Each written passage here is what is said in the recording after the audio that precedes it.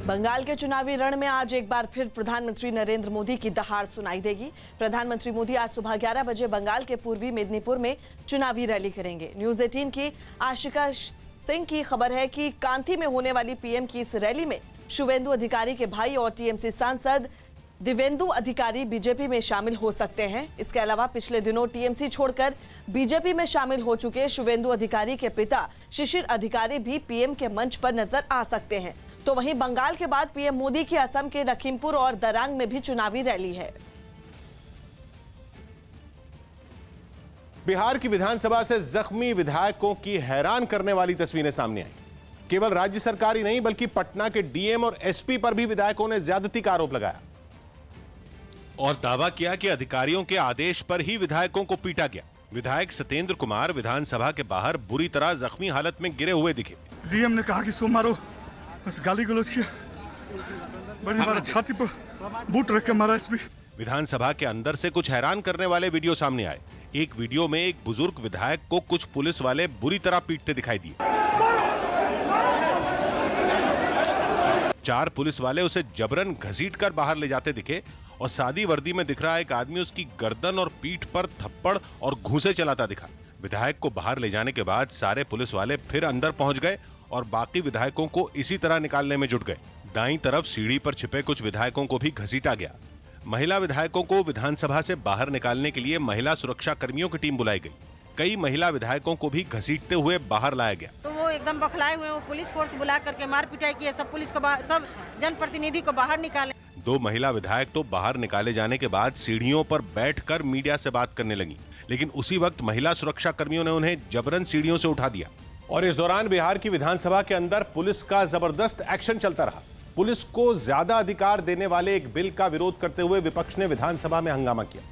कई बार विधानसभा स्थगित करनी पड़ी, लेकिन शाम को विधानसभा की कार्यवाही दोबारा शुरू होने से पहले आरजेडी के विधायक स्पीकर के कमरे के बाहर धरने पर बैठ गए और तख्तियां लेकर नारेबाजी करने लगे। स्पीकर खुद कमरे से बाहर निकले, लेकिन विपक्ष के विधायकों ने उन्हें कमरे से निकलने नहीं दिया। कार्रवाई शुरू होती उससे पहले विधानसभा अध्यक्ष जो हैं उनके गेट के बाहर जो आरजेडी के और जो तमाम विपक्ष के विधायक हैं वो बैठ गए।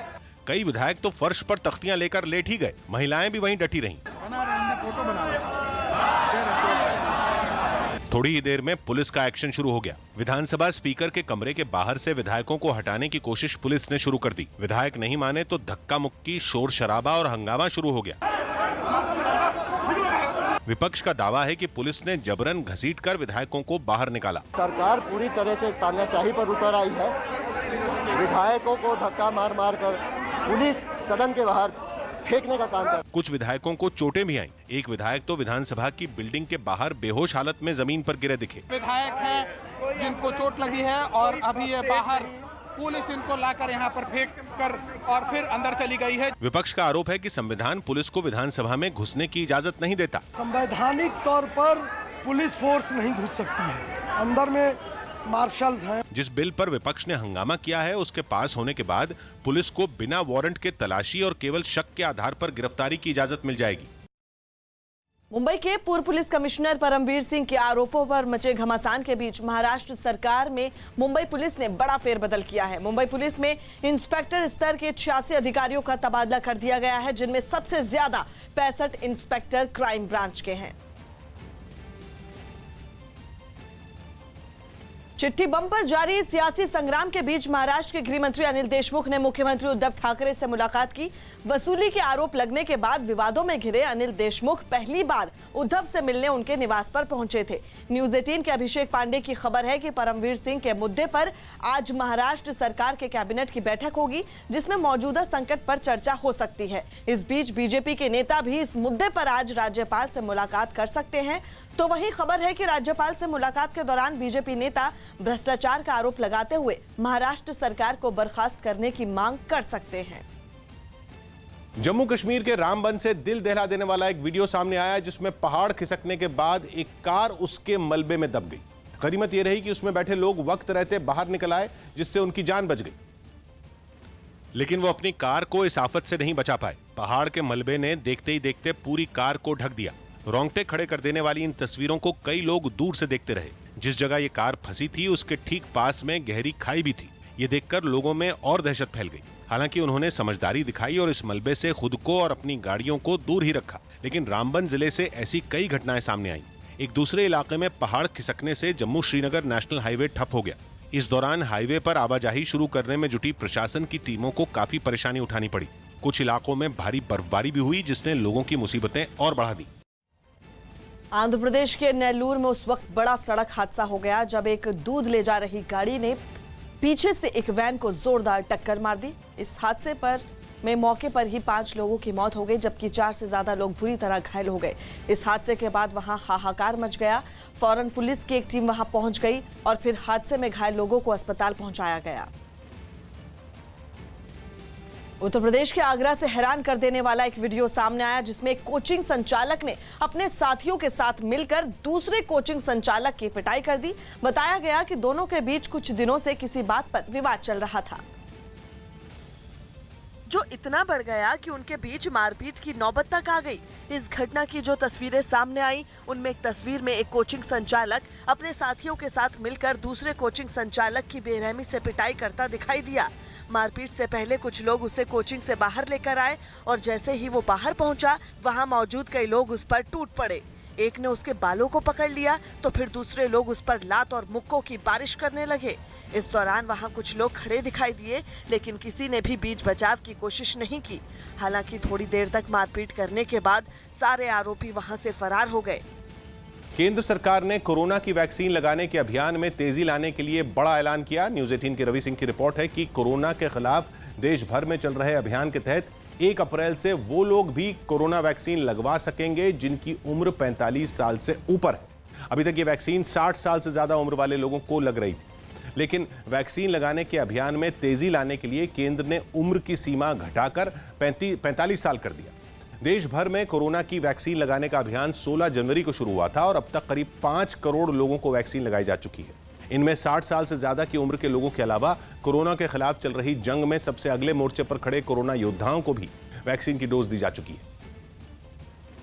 1 अप्रैल के बाद 45 से ऊपर कोई भी हो जिसको बीमारी है या नहीं है, सबको वैक्सीन उपलब्ध होगा। इस बीच दिल्ली एम्स के डायरेक्टर रणदीप गुलेरिया ने भी वैक्सीन लगाने के अभियान में तेजी लाने पर जोर दिया। हालांकि उन्होंने ये दावा भी किया कि देश भर के सभी लोगों को वैक्सीन लगाना अभी संभव नहीं है। You were to vaccinate everyone over the age of 18 years old, that would be almost about 97 to 100 crore people, and that would mean we will need 2 billion doses because there are 2 doses that is required. That is not possible. Film Thalaivi का trailer जारी कर दिया गया। जयललिता की जिंदगी पर बन रही फिल्म तलाइवी का ट्रेलर जारी कर दिया गया। इस फिल्म में जयललिता के किरदार में कंगना रनौत नजर आएंगी। इस फिल्म का ट्रेलर कंगना के जन्मदिन पर लॉन्च किया गया। एक बात याद रखना, अगर मुझे माँ समझोगे तुम्हें मेरे दिल में जगह मिलेगी, और अगर मुझे सिर्फ एक औरत समझोगे तो तुम्हें।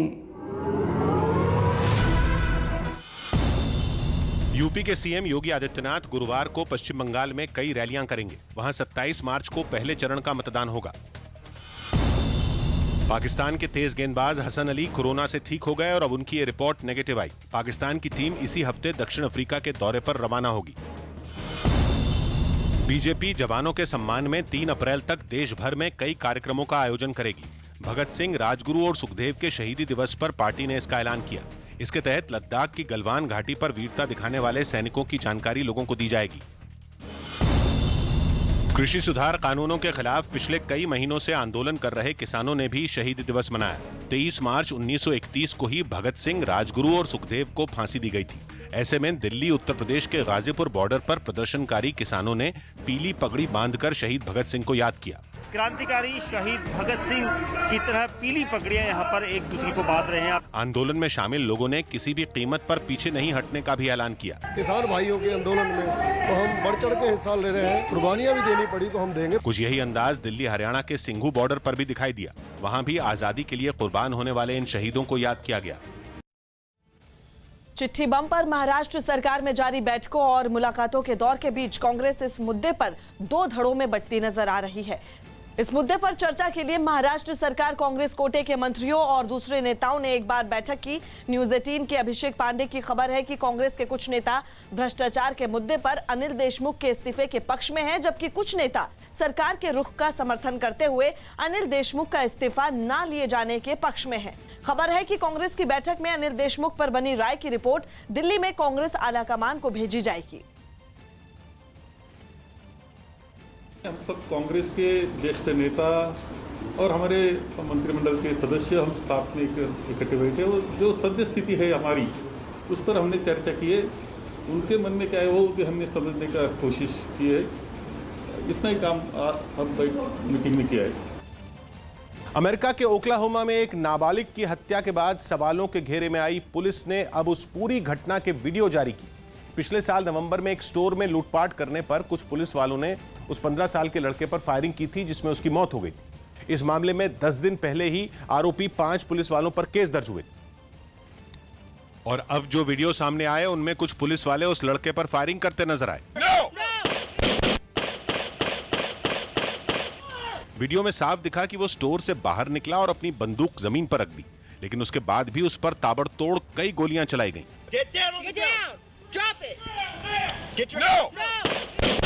इतनी गोलियां बरसाने के बाद भी पुलिस वालों को तसल्ली नहीं हुई और वो उसे डराने के लिए चीखते चिल्लाते उसके पास पहुंचे। गोली लगने से वो लड़का जमीन पर औंधे मुंह गिरा हुआ था। दावा है कि उस नाबालिग पर 13 गोलियां दागी गईं। इस मामले में दोषी पाए जाने पर उन पुलिस वालों को उम्र कैद भी हो सकती है।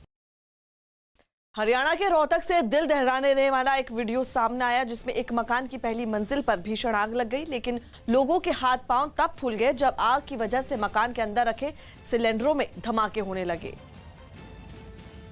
और धमाकों की वजह से आग ने भयंकर रूप ले लिया। देखते ही देखते मकान की पहली मंजिल आग की भीषण लपटों में घिर गई, जिसे देखकर आसपास रहने वाले लोग खौफ से भर गए। तो एकदम बात से आने लगी, धुआं दिखने लगा। मेरे बाहर निकलते ही 3 धमाके हुए। घटना की जो तस्वीरें सामने आई, उनमें एक तस्वीर में मकान की पहली मंजिल से आग की लपटें बाहर निकलती दिखाई दी। एक दूसरी तस्वीर में मकान से काले धुएं का गुबार उठता हुआ दिखाई दिया। फौरन घटना की जानकारी पुलिस और फायर ब्रिगेड को दी गई, जिसके बाद दमकल की कई गाड़ियां वहां पहुंचकर आग बुझाने में जुट गईं। आग कंट्रोल है, 2-3 सिलेंडर फटे बताए हैं, एक आदमी को चोट भी लगी है। फायर ब्रिगेड के कई कर्मचारी पाइप की मदद से आग पर पानी की बौछार करने लगे और फिर कुछ घंटों की मशक्कत के बाद उसे बुझा लिया गया, लेकिन तब तक मकान में रखा लाखों का सामान जलकर राख हो गया। मुंबई के पूर्व पुलिस कमिश्नर परमवीर सिंह की याचिका पर आज सुप्रीम कोर्ट में सुनवाई होगी। 2 जजों की बेंच इस मामले की सुनवाई करेगी। परमवीर सिंह ने सुप्रीम कोर्ट में दी गई याचिका में गृह मंत्री अनिल देशमुख के खिलाफ भ्रष्टाचार के आरोपों की सीबीआई जांच करवाए जाने की मांग की है। इसके साथ ही उन्होंने मुंबई के पुलिस कमिश्नर पद से अपने तबादले को भी चुनौती दी है। सुप्रीम कोर्ट में दोपहर 12 बजे इस मामले की सुनवाई शुरू होगी। और आज बता दें, बड़ा दिन 12 बजे सुनवाई होगी। आपको बता दें कि परमवीर सिंह ने सुप्रीम कोर्ट में याचिका दी है और अपनी इस याचिका में उन्होंने गृह मंत्री अनिल देशमुख के खिलाफ भ्रष्टाचार के आरोपों की सीबीआई जांच करवाए जाने की मांग की है और इसके साथ ही उन्होंने मुंबई पुलिस कमिश्नर पद से अपने तबादले को भी चुनौती दी है। कोरोना के बढ़ते खतरे को देखते हुए गुजरात सरकार ने एक बड़ा फैसला लिया है। जनक दवे की रिपोर्ट है कि महाराष्ट्र से आने वाले हर यात्री को अब गुजरात में दाखिल होने के लिए RT-PCR टेस्ट की रिपोर्ट दिखानी होगी। रिपोर्ट नेगेटिव होने के बाद ही यात्रियों को गुजरात में दाखिल होने की इजाजत दी जाएगी।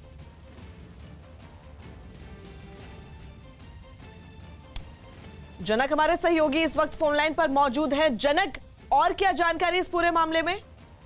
गुजरात में लगातार कोरोना का संक्रमण बढ़ता जा रहा है। जो आंकड़े सामने आ रहे हैं, कल जो आंकड़े सामने आए वो वाकई में सरकार और प्रशासन के लिए थोड़ी चिंता का विषय था। 1730 मामले सामने आए, उसमें सूरत और अहमदाबाद में ही आधे जितने मामले सामने आए हैं। जो 1730 के आधे किए जाए उतने केवल महज सूरत और अहमदाबाद से। और सूरत में जो ज्यादातर लोग आते जाते रहते हैं वो महाराष्ट्र से आते जाते रहते हैं और इसके चलते सूरत में भी संक्रमण ज्यादा फैला है, ये सरकार का मानना है। और इसी के चलते एक चेक पॉइंट बिठाने के लिए कि जो भी महाराष्ट्र से लोग आ रहे हैं उनके RT-PCR आवश्यक किए जाए। तो जिस व्यक्ति को जिसको गुजरात में आना है उसको अपने 72 घंटे के अंदर का जो टेस्ट किया हुआ कोरोना का, वो जो समय मर्यादा जो बताई गई है वो 72 घंटे का डेडलाइन होना चाहिए, वो रिपोर्ट उनको वहाँ पर दिखाना होगा। महाराष्ट्र से गुजरात में एंट्री लेते वक्त वो नेगेटिव होने के बाद ही गुजरात में एंट्री मिल पाएगी। और ये दो चेकिंग है वो महाराष्ट्र गुजरात सीमा पर लगातार मेडिकल टीम्स वहाँ पर रहेगी पुलिस के साथ, और ये चेकिंग करती रहेगी। तो ये आवश्यक कर दिया गया है कि जो भी व्यक्ति महाराष्ट्र से गुजरात आएगा उसका RT-PCR जरूरी है। लेकिन अभी इसमें स्पष्टता ये बाकी है कि जो फ्लाइट से आ रहा है बॉम्बे से अहमदाबाद, उसको लेकर अभी स्पष्टता स्वास्थ्य विभाग की ओर से नहीं है। लेकिन जो लोग सड़क के मार्ग से आ रहे हैं उनको अपना RT-PCR दिखाना होगा। शुक्रिया जनक। महाराष्ट्र के भिवंडी से डरा देने वाली कुछ तस्वीरें सामने आई, जिनमें धागे के 7 गोदामों में भीषण आग लगने से इलाके के लोगों में दहशत फैल गई। यह आग कैसे भड़की इसका तो पता नहीं चल पाया, लेकिन तेजी से आग की लपटें एक के बाद एक चारों गोदामों को अपनी चपेट में लेती चली गईं। वहां आग लगने से आसमान की तरफ धुआं उठने लगा। इन हालात में भी उन गोदामों में काम करने वाले कुछ कर्मचारियों ने हिम्मत दिखाई। उन्होंने अपनी जान की परवाह किए बगैर गोदामों में रखे सामान को बाहर निकालना शुरू कर दिया, जिसे देखकर वहां जुटे लोग घबरा गए। इस घटना के थोड़ी देर बाद फायर ब्रिगेड की कुछ गाड़ियां वहां पहुंची और दमकल कर्मियों ने आग को बुझाने का काम शुरू कर दिया। कुछ देर के बाद उस पर काबू तो पा लिया गया, लेकिन तब तक काफी नुकसान हो चुका था। त्योहारों और पंचायत चुनाव को ध्यान में रखते हुए उत्तर प्रदेश सरकार ने कोरोना से जुड़े नए दिशा निर्देश जारी कर दिए। न्यूज़ 18 के अजीत सिंह की रिपोर्ट है कि किसी भी सार्वजनिक कार्यक्रम के आयोजन और जुलूस निकालने के लिए लोगों को पहले प्रशासन से मंजूरी लेनी होगी और ऐसे कार्यक्रमों में 60 साल से ज्यादा उम्र के लोगों को हिस्सा नहीं लेने दिया जाएगा। इसी तरह 10 साल से छोटे बच्चे भी इन कार्यक्रमों में नहीं जा सकेंगे। राज्य के मुख्य सचिव आर.के. तिवारी ने यह भी निर्देश दिए कि दूसरे राज्यों से होली के मौके पर अपने घर आने वाले लोगों की कोरोना जांच जरूरी होगी। साथ ही 25 मार्च से 31 मार्च तक सभी शिक्षण संस्थानों को बंद रखने का भी निर्देश दिया गया। हालांकि वो मेडिकल कॉलेज इस आदेश से बाहर रहेंगे जिनमें पहले से उन तारीखों में छात्रों की परीक्षाएं तय हैं। इसके अलावा पुलिस को यह जिम्मेदारी दी गई कि वो सार्वजनिक जगहों पर भीड़ को इकट्ठा न होने दें।